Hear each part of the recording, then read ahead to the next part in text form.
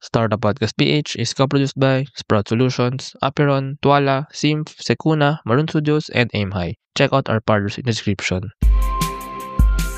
Welcome sa Startup Podcast PH, inspiring more Filipino entrepreneurs and innovators. Andito tayo ngayon sa Sipugad TBI Startup Incubator in Central Philippine University in Iloilo City. We have Bailo Central, centralized sourcing made easy, and we have its co-founders AJ Aparicio, Mark Fredzotan, and Jeff Andre Milian. Hello, kamusta? Hello, good afternoon. Ayan, so centralized sourcing made easy. So medyo interesting, ano? Later we'll know more about that. And you're one of the incubatees dito sa Sipugad TBI, and I learned nga recently actually na si Sipugad TBI in CPU. CPU is Central Philippine University. Ito ang gitna ng Pilipinas. So actually very promising ang by that fact pa lang very promising ang branding kumbaga ni Sipugad TBI. But anyway, sige, let's go na kay Bailo Central. So, I'd like to do the introduction. Ano nga ba ang Bailo Central? So, Bailo Central is actually a marketplace for the suppliers and for the buyers because in Iloilo, we don't have a centralized platform for the MSMEs para magbebenta ng kanilang mga products. So, makalat yung pagbebenta ng mga products nila. So, we have an idea of an app called Bailo Central. So, Yes po. by sourcing, what does it mean? Does it mean yung mga MSME procuring from their supplier, or like even the consumers sourcing, the end consumers sourcing from MSME? So basically, ano-anong mga bagay, ano-anong mga produkto ang pasok kumbaga sa inyong platform? Yung mga products po na pwedeng mabenta sa aming products is ang yung local products, also yung mga raw materials, and lahat ng mga MSMEs po. So let's give an example. For example, let's start with example kung may MSME. Let's say may restaurant kasi ang Iloilo ay the city of gastronomy. Actually, nakagala na ako dito. Ang dami ko ng mga nakain dito. Mga bok choy, mga chicken, inasal. Pansit Molo, actually sa Molo. Yes. Ayun. But sige, let's say bok choy restaurant. Yes. Ano ang mga kanyang pwedeng hanapin sa Bailo Central? Ano yung mga parang pwede niyang i-source or pwede niyang makuha? The main ingredient of bok choy is the pansit itself. So, marami dito sa Iloilo yung gumagawa talaga ng pansit na fresh. So, pwede nila ibenta yung pansit na fresh doon sa app namin mismo para maging direct supplier nila para mas easier na contact po. So, you mean, dati kasi, kanya-kanya, kumbaga, kanya-kanya ng hanapan ng supplier, kanya-kanya ng bilihan. If you have a centralized sourcing platform, mas mako-compare din ng mga MSMEs yung prices and even yung quality, yung reliability ng mga gamit na bibili nila. Tama ba yun? Is that the value that you're creating here? Yes po. Actually, one of our goals here in Bailo Central is also supplier knowledge po. Kasi, as you said, the prices can be exposed to in the market. So, yun nga, competitive pricing. And then, there are also MSMEs out there that are not actually knowledgeable if their price is right in the market. So, by providing a platform, we share the information available. Kasi usually, if you're an MSME, unang-una is the exposure. You're not exposed enough into the market. So with our startup app, Bailo Central, we provide a localized platform for those suppliers out there and also potential buyers. So basically for suppliers, more marketing, more exposure. For buyers, they can compare. They can find competitive prices that akma kumbaga for them.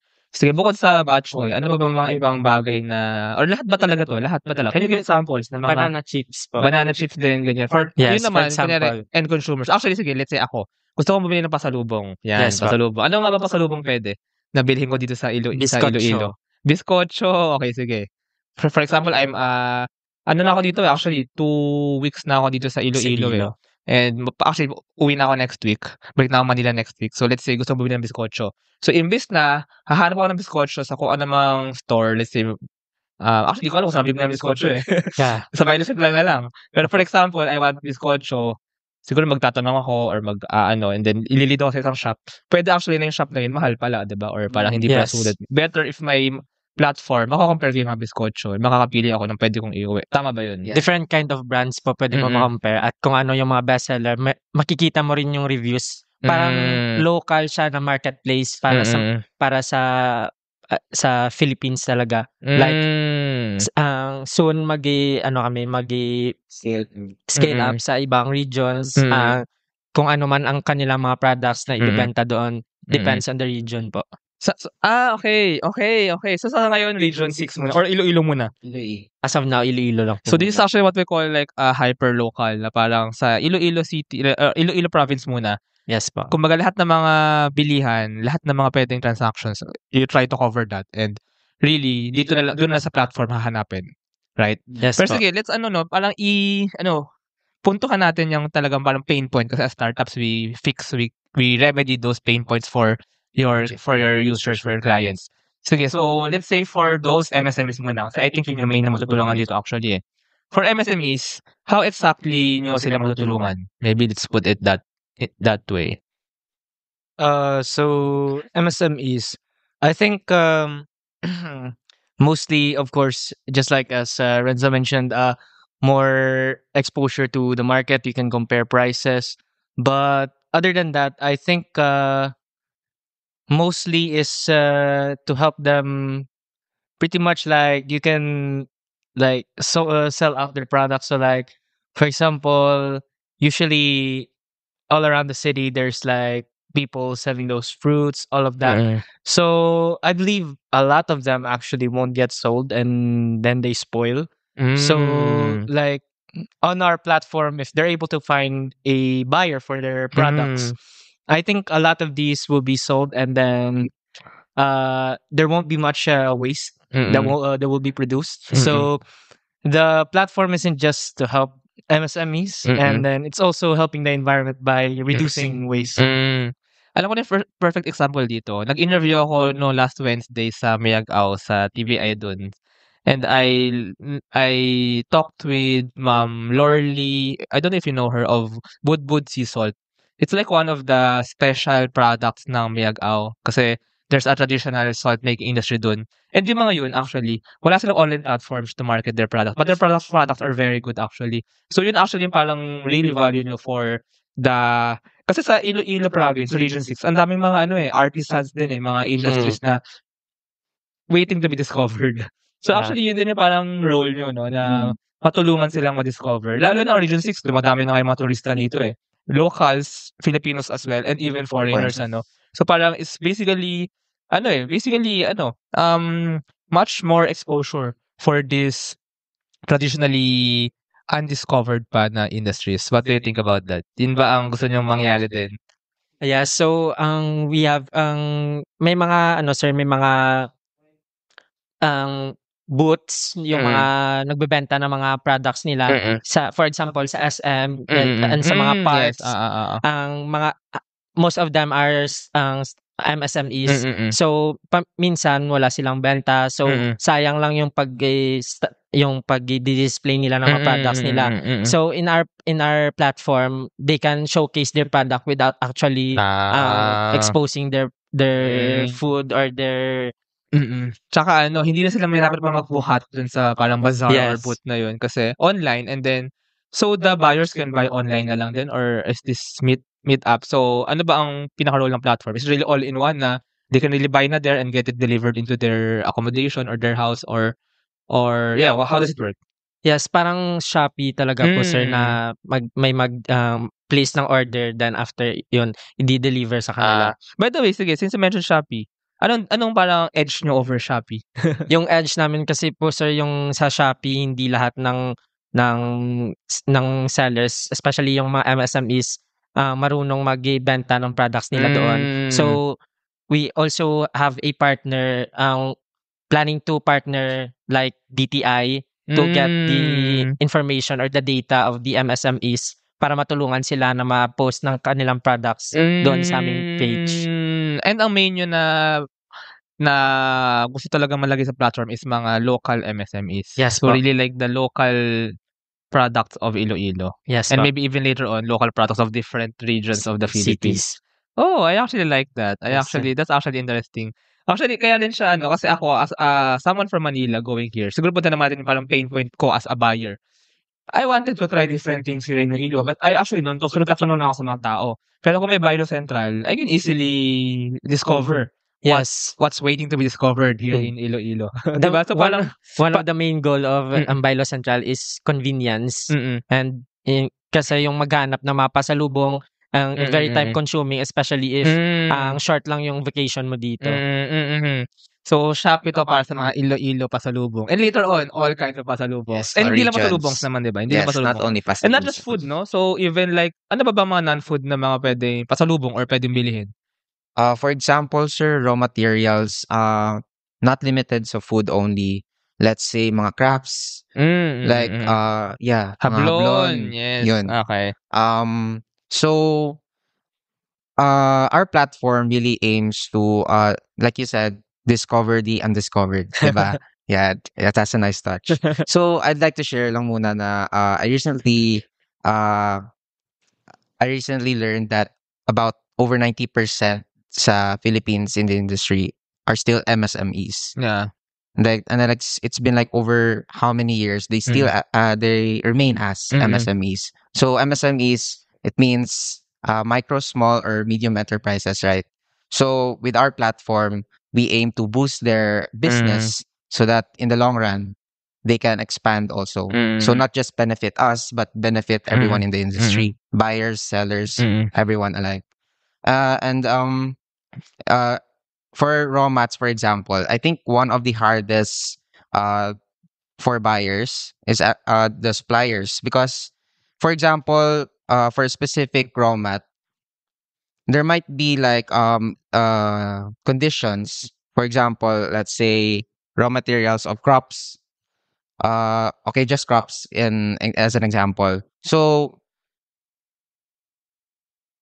in the Philippines, there are seasons, right, wherein certain crops can't grow for this season, and then as a result, like there's overpricing, like there's demands, but the supply is very short. So here in our platform, we also aim to cater that problem primarily.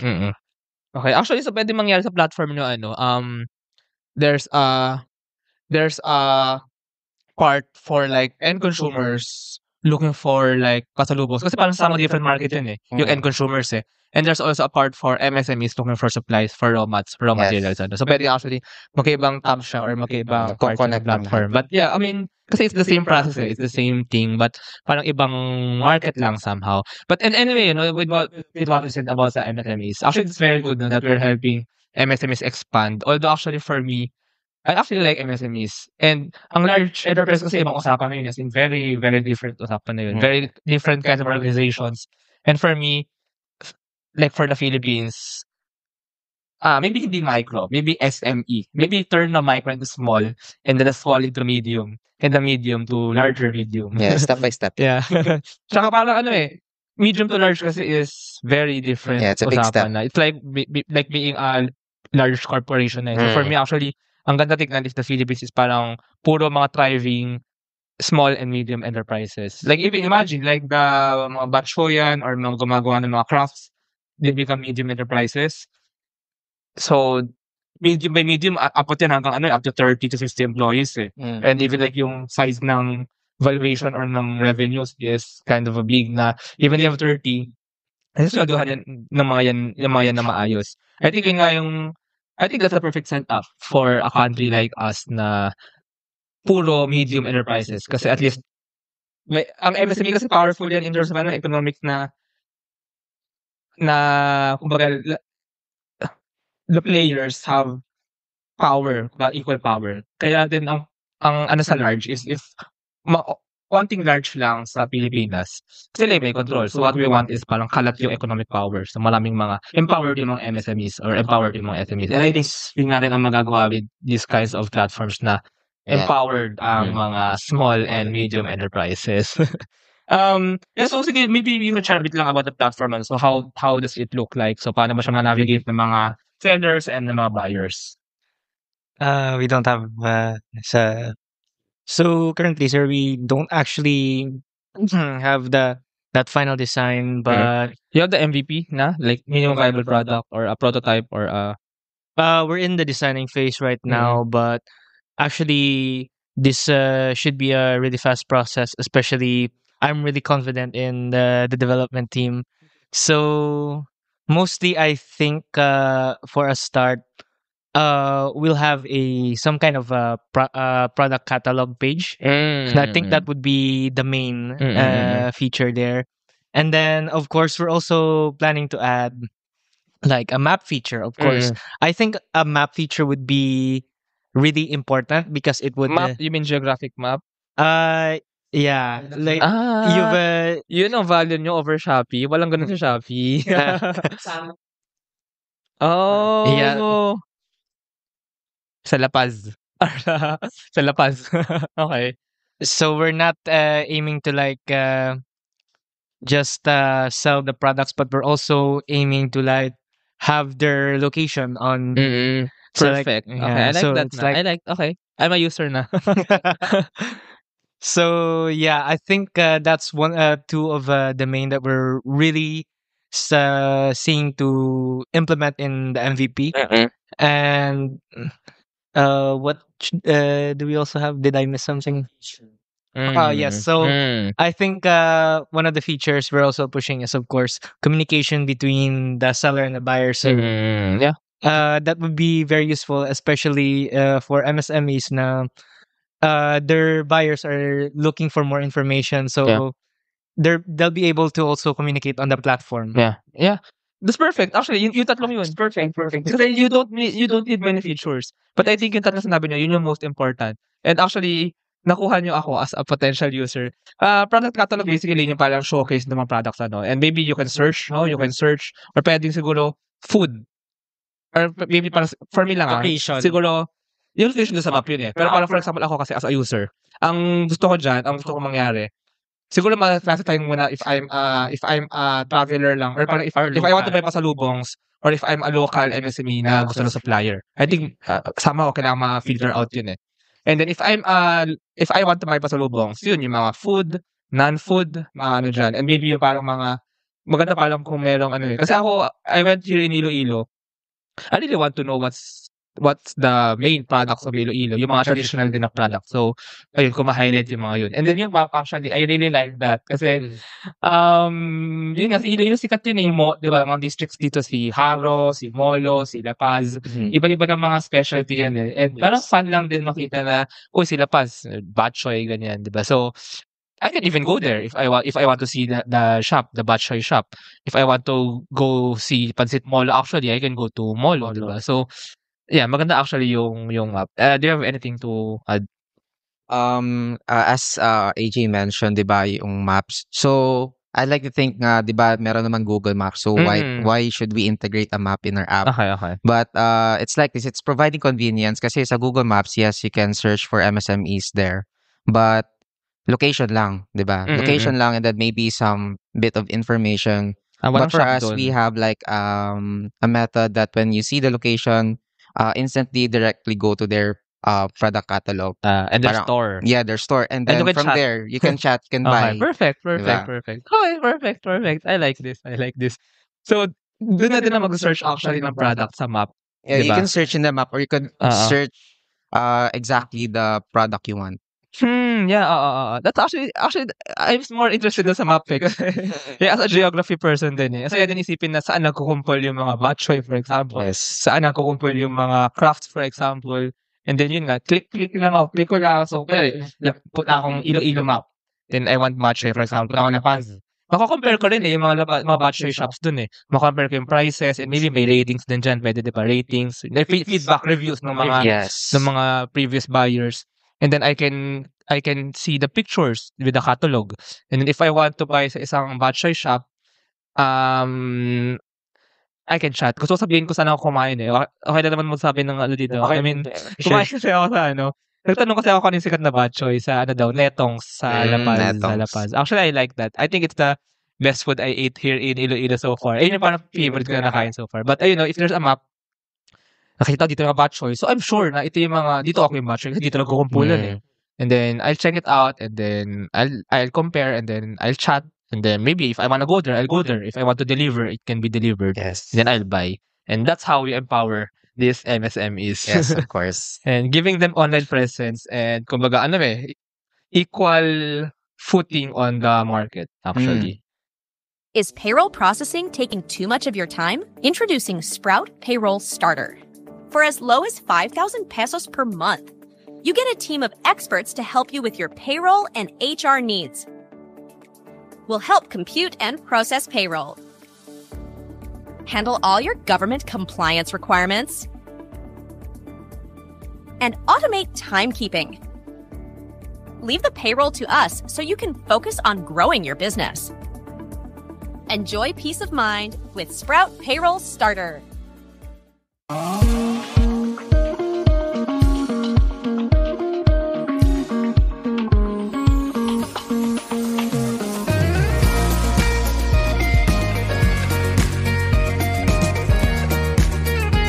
Trust the digital future with Twala.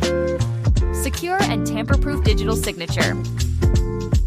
Electronic notarization service. And custom AI agents for intelligent document workflows. Visit twala.io to learn more. In today's digital world, your organization needs more than just technology. It needs a strategic partner. At Symph, we build web and mobile apps that drive innovation for startups, enterprises, and organizations worldwide. Visit symph.co today. Protect your assets from bugs before bad hackers exploit them. And launch your products seamlessly with Sukuna, your trusted partner in cybersecurity. Receive reports in real time and work with security experts to find bugs in your products before others do. Let's make your security our priority. So, ayun. Sige, punta na muna natin ng kwento behind Milo Central. So, maybe let's start with paano nga ba nabuo ang inyong grupo and paano na-decide gawin ang Milo Central. Given actually na, given na palang meron ng Shopee somehow. So, why do you want to make a platform that's even better, kumbaga? So first, sir, Sige. The group. dahil sa Sipugad po, sir, nabuo Mm. yung aming team. Pero since we are classmates naman, we're all software engineering students, okay. third year. Mm. So why not build a startup?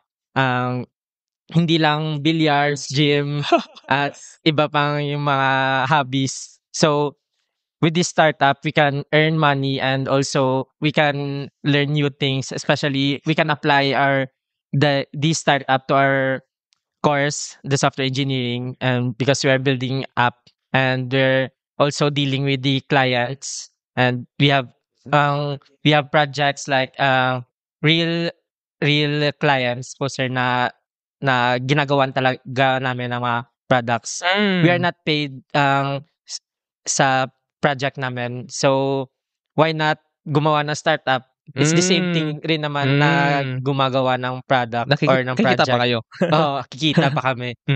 By the way, ano yung nakikita niyong business model dito for para kumita kayo? So, parang marketplace commission ba to na every time may transaction, usually may ganung model 1% usually na convenience fee. Well, pwedeng higher, pwedeng lower, pero usually parang 1% convenience fee since dumaan sa marketplace, you'll get a portion of it. What do you think? For me, right now, we haven't really discussed a clear way to gain income from this startup.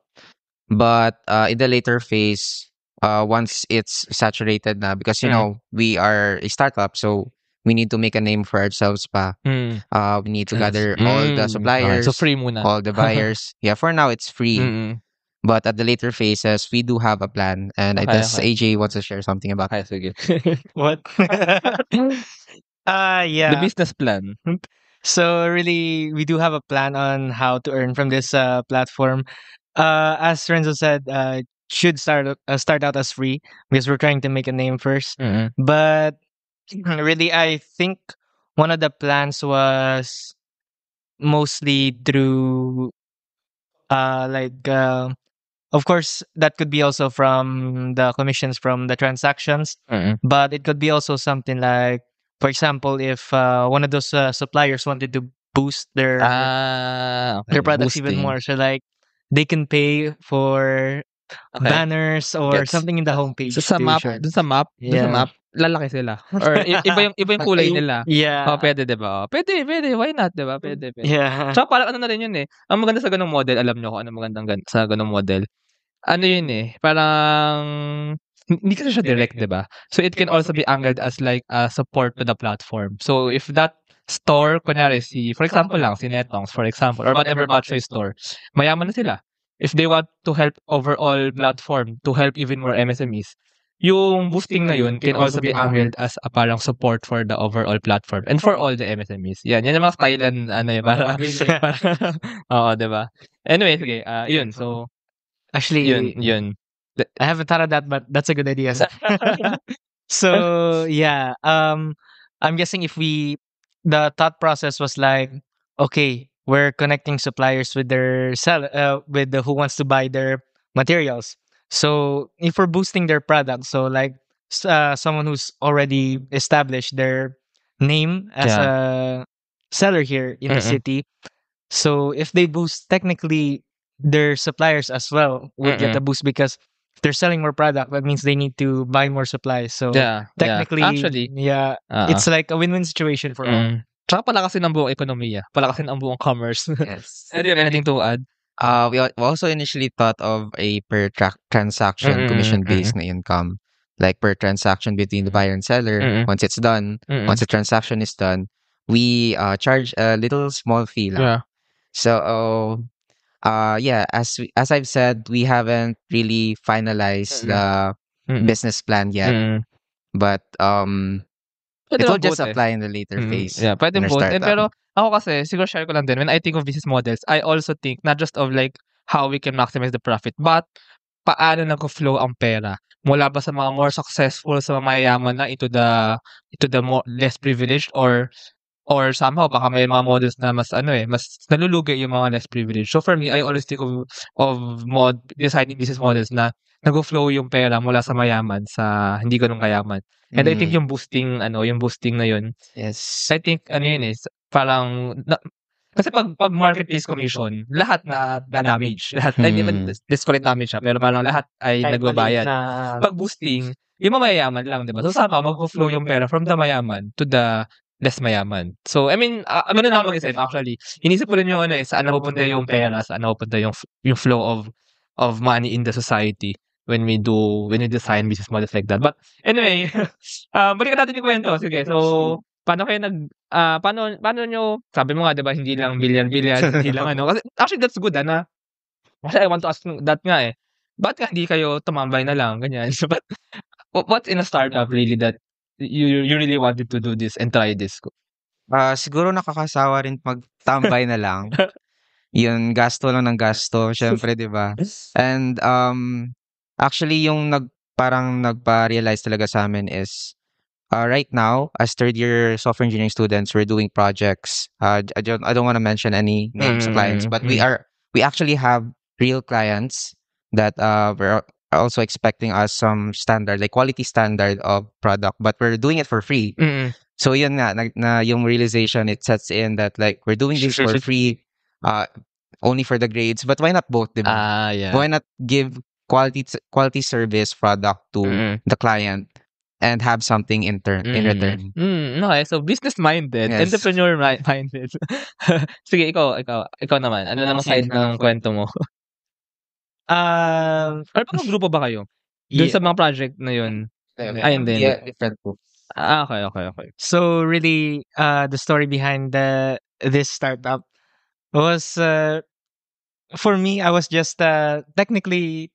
So there was for Sipoga, there's like a startup launch.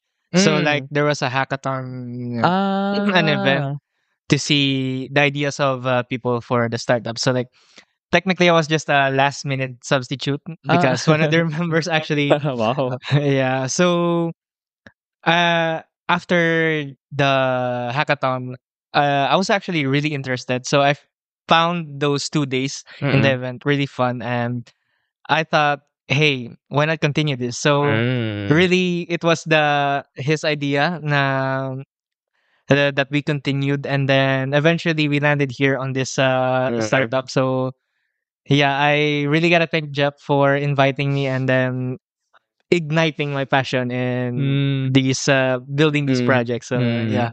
Is that a hackathon ng CPU? Sipugad. Sipugad?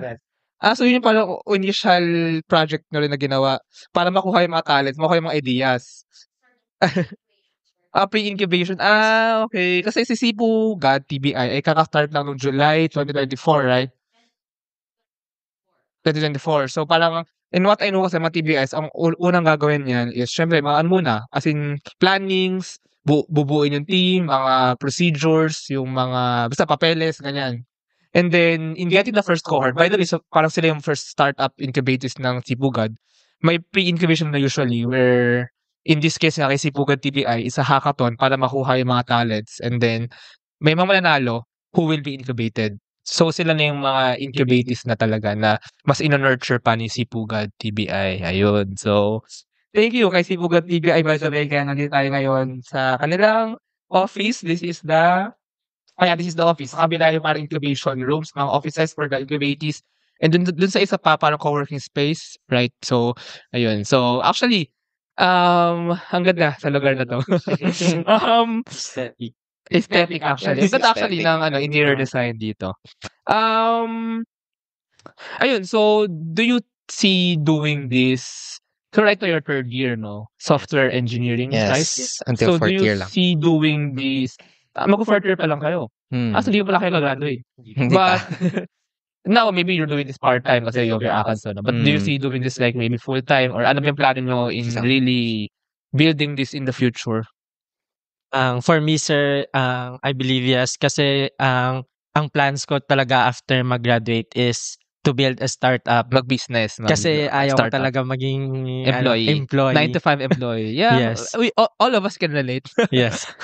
So that's why not start during college kasi wala naman mawawala if magsa-start ako. Pero if magsa-start ako during my after the graduation, parang risk na yon or parang sugal na what if mag-fail ako, what if hindi maging successful.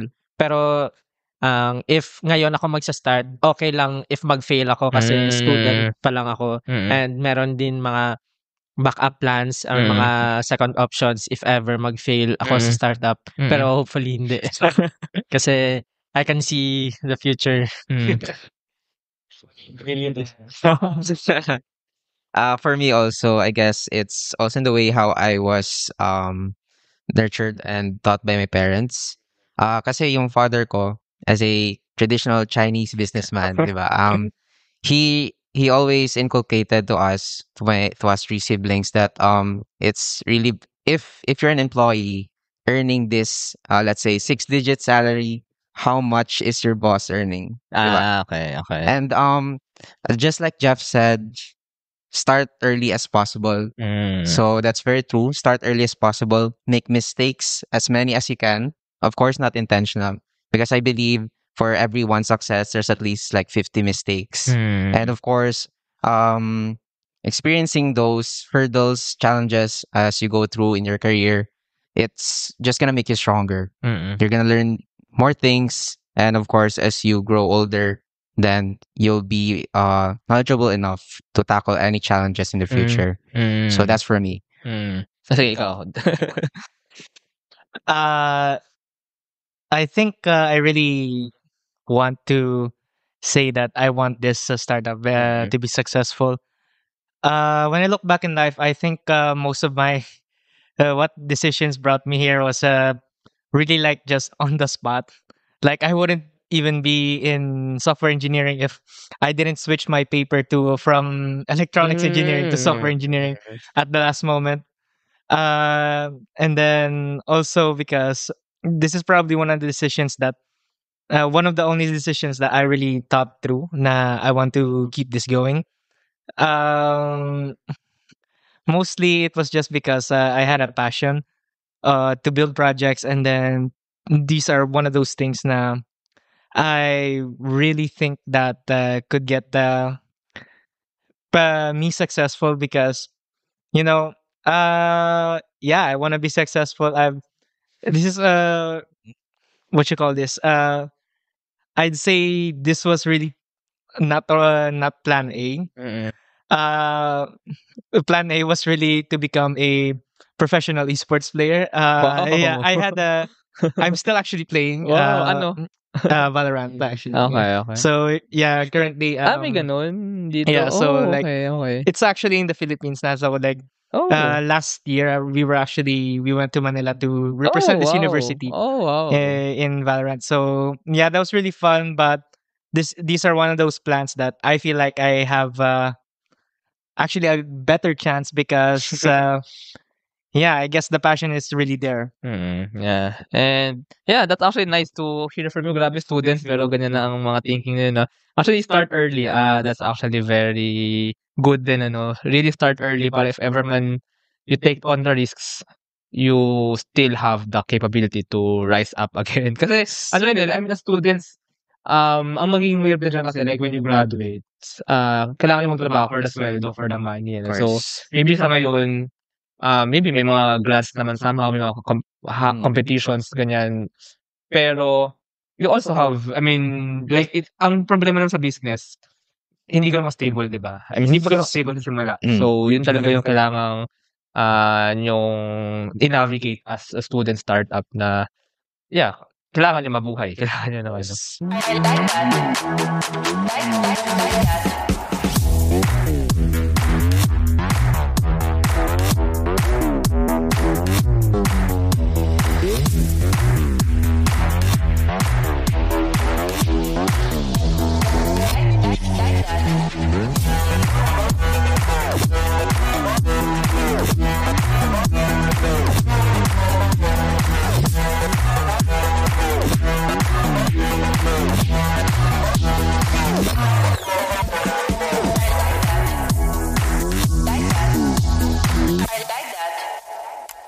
Introducing Aim High. Smarter construction management starts here.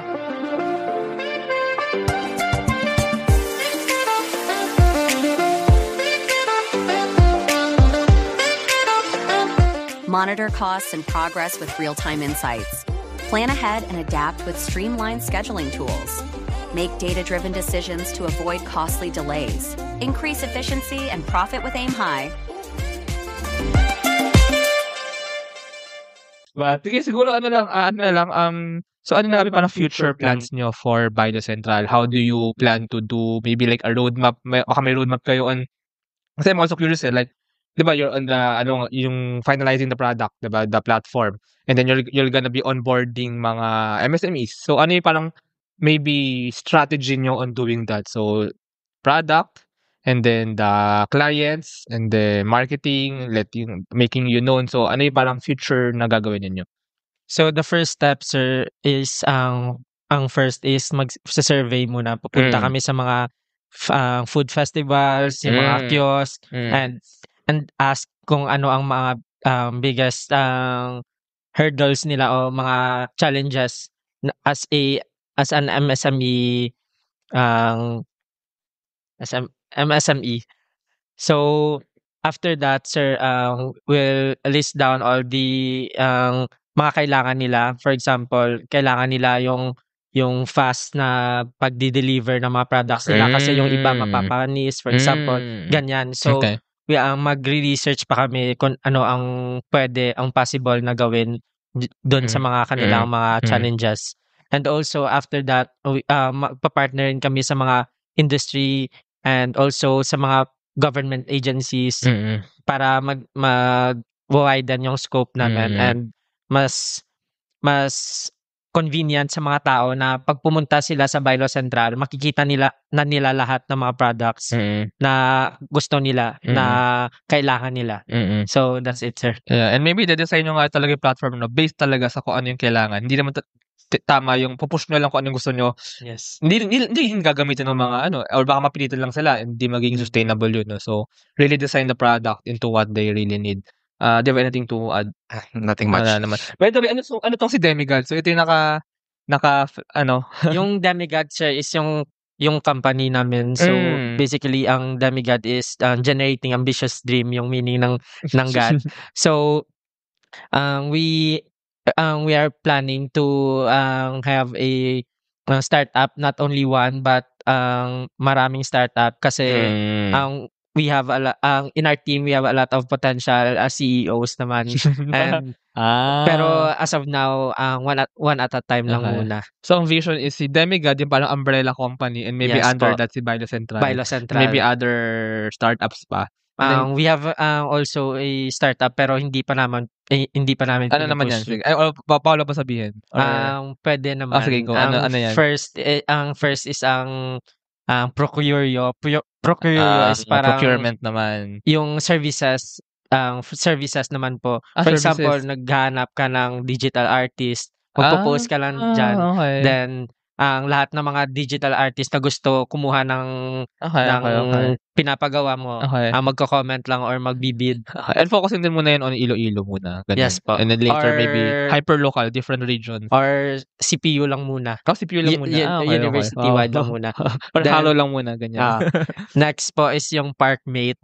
Yung Parkmate is for the malls or the private Park? Yes po, park. Okay. Okay, gets Parking. ko na. Gets ko na. Yung parang check mo lang yung app na kung saan yung available parking, then pwede mo Okay. na I guess dito sa Iloilo, hindi pa ganun ka-problema yan. Pero sa Manila, Yes. kailangan yan. Oo. Then ang lastly po, medyo hindi siya feasible pero we're trying